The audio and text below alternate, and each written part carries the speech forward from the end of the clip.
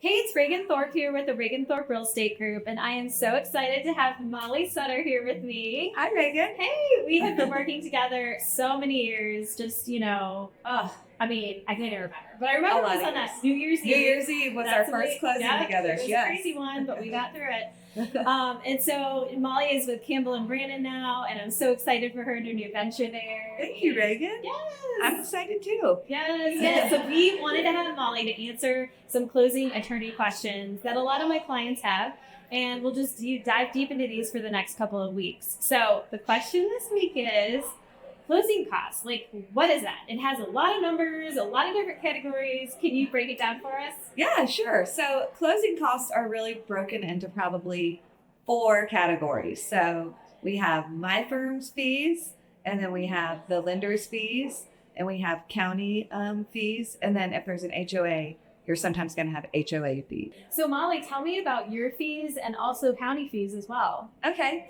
So my fees are going to be an attorney fee and a title exam fee, and that's going to be a flat fee, and it doesn't change, and it's the same no matter the size of the transaction. Gotcha.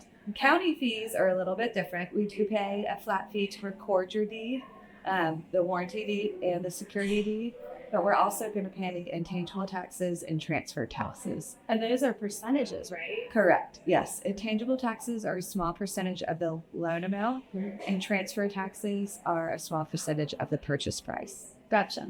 Yes. And then lender fees. So that's something you should go over with the lender, but what are some items in there? Yeah, so lender is going to charge fees as well. That's how they get paid on the transaction. There's usually a loan origination fee, and then there's some fees associated with the lender's due diligence. So, they pull your taxes, they run your credit, they do an appraisal. So those are all things that will commonly show up on your closing disclosure as lender fees. Okay, great. And then finally is HOA, right? If you have an HOA, sometimes there's a fee there. Yes, so we have the HOA fees.